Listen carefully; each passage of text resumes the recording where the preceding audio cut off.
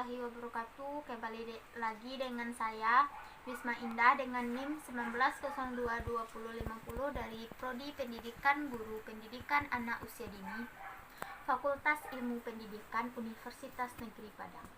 Pada kesempatan kali ini kita akan membahas tentang bidang garapan dari administrasi dan supervisi pendidikan, yaitu tentang administrasi hubungan sekolah dan masyarakat, atau yang sering dikenal dengan Husemas. Yang pertama, kita akan membahas tentang pengertian administrasi Husemas. Administrasi Husemas merupakan kegiatan manajemen, kegiatan pengelolaan untuk menciptakan hubungan kedua belah pihak, yaitu pihak sekolah dengan pihak masyarakat. Yang namanya hubungan tentunya memiliki dua belah pihak, yaitu hubungan timbal balik antara kedua belah pihak. Hubungan yang dimaksud di sini yaitu hubungan yang baik dan harmonis antara masyarakat dengan sekolah, sehingga kedua belah pihak memiliki pandangan, memiliki pengertian, memiliki pemahaman yang sama, sehingga jika salah satu pihak membuat sebuah program, maka pihak lain memahami dan mendukung, baik dukungan moral maupun dukungan material.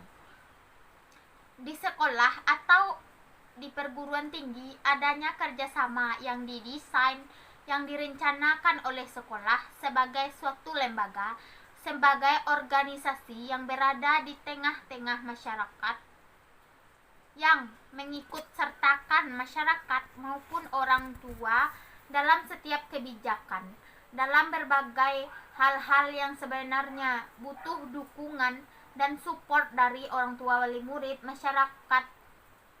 Nah, sebagaimana ada istilah yang mengatakan bahwa yang namanya pendidikan itu diibaratkan sebagai 3 tungku sejarangan. Artinya, di sekolah itu ada 3 belah pihak, yaitu pihak sekolah, anak, dan masyarakat. Di mana masyarakat ini juga banyak jenisnya. Yang termasuk dalam masyarakat yaitu orang tua, masyarakat pada umumnya, dunia kerja, dan siapapun yang ada di semua lingkungan sekolah atau lembaga pendidikan yang dapat mendukung, yang dapat mendorong, yang dapat mensupport tercapainya tujuan dari pendidikan. Selanjutnya, tujuan dari administrasi Husemas. Yang pertama, untuk mengembangkan tingkat pemahaman dan pengertian tujuan pendidikan yang ada di sekolah. Guru, kepala sekolah, pegawai-pegawai yang ada di sekolah bisa memahami ini, tetapi tidak semua orang tua dan masyarakat pada umumnya memahaminya. Dengan adanya Husemas ini, maka dapat membantu masyarakat dan orang tua untuk memahami bahwa pentingnya pendidikan di sekolah. Selanjutnya, yang kedua yaitu untuk menilai program sekolah, sehingga sekolah tidak betul-betul sombong atau jumawa seakan-akan keputusan mereka yang membuat program yang memang luar biasa, mempunyai manfaat untuk semua pihak.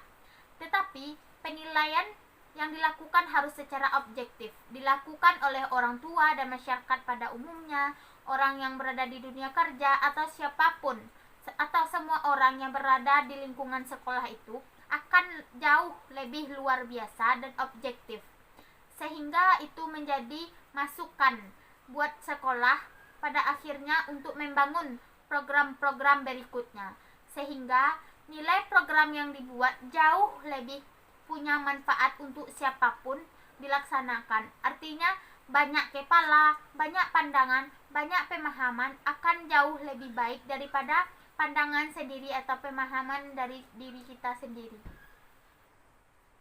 Yang ketiga yaitu pengembangan potensi peserta didik. Jadi, ketika orang tua, masyarakat, semua yang ada di lingkungan sekolah dapat mengembangkan potensi peserta didik, akan jauh lebih tergali, akan jauh lebih tersalurkan, lebih potensial untuk mengembangkan potensi yang mereka miliki. Kenapa? Ketika anak di sekolah disiapkan, di rumah juga ada yang menerima konsep yang sama dan ada yang mengingatkan.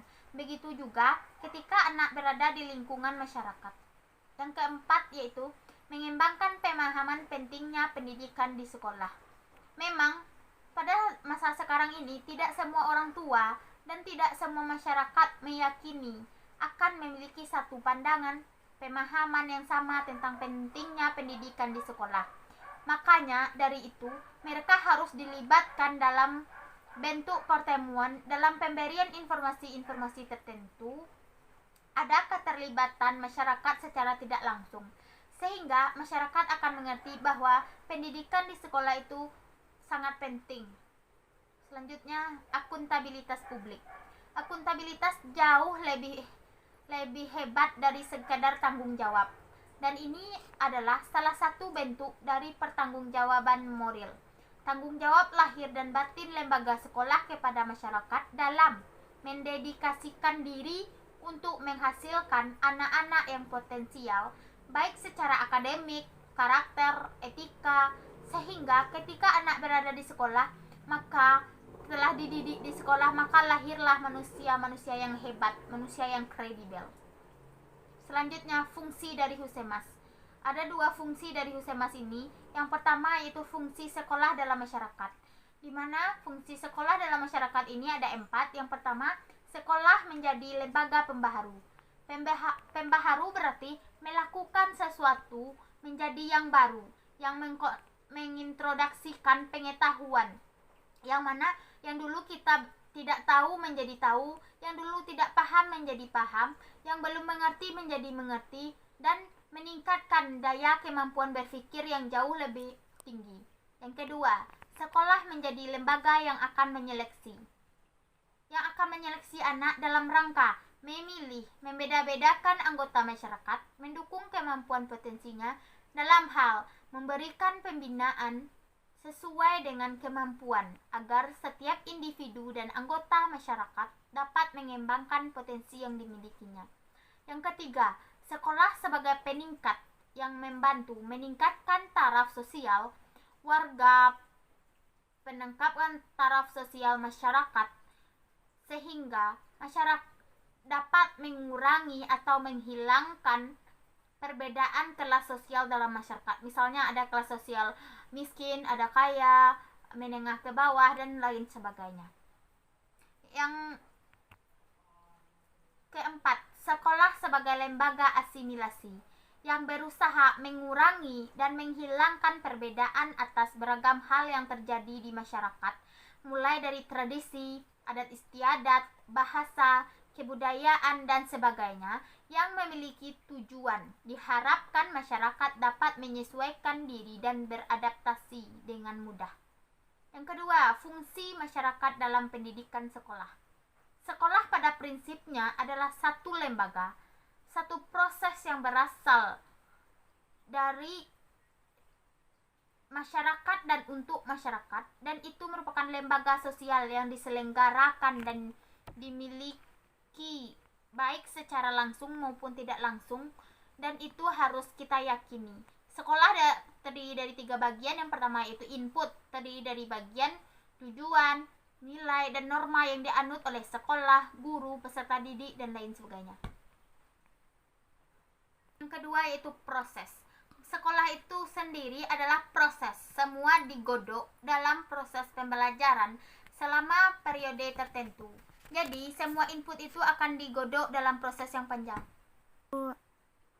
Yang ketiga yaitu output, lulusan atau manpower untuk membangun masyarakat, menjadikan manusia-manusia yang sesungguhnya dibentuk dalam proses pendidikan yang panjang. Dari keseluruhan di atas, maka dapat ditarik kesimpulan bahwa masyarakat itu memiliki 3 fungsi. Yang pertama, masyarakat berfungsi sebagai sumber atau supplier. Bagaimana harapan masyarakat kepada sekolah dan bagaimana menyediakan peserta didik, guru, dan sarana-prasarana atau penyelenggaraan sekolah.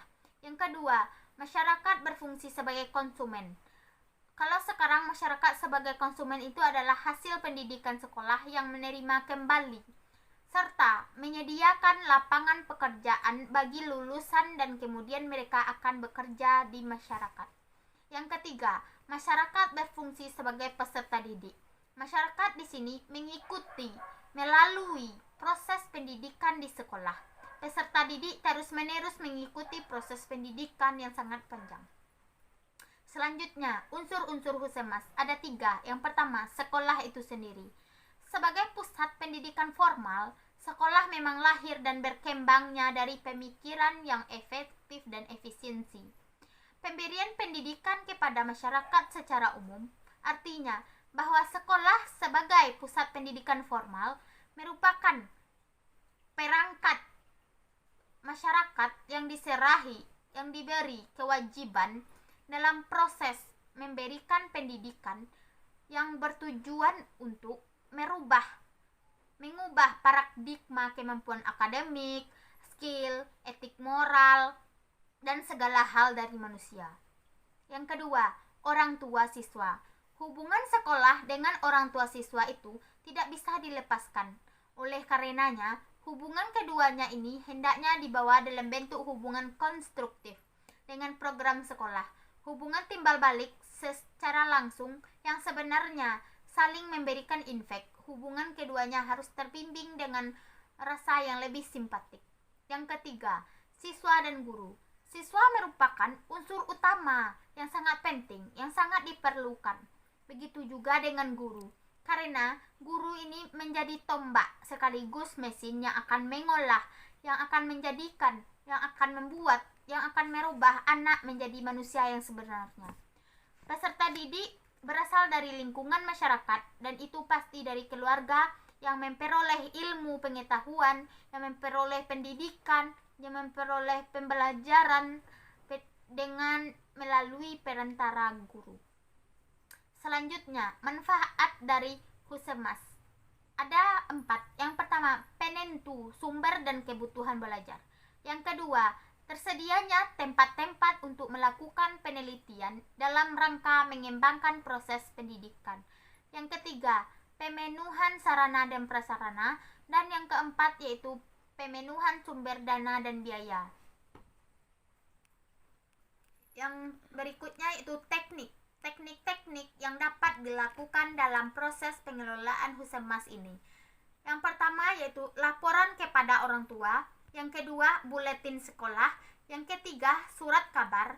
Yang keempat, event-event sekolah. Yang kelima, open house. Yang keenam, kunjungan sekolah. Yang ketujuh, kunjungan ke rumah siswa. Yang kedelapan, penggunaan media sosial. Yang kesembilan, gambaran keadaan sekolah oleh siswa melalui tingkah laku siswa.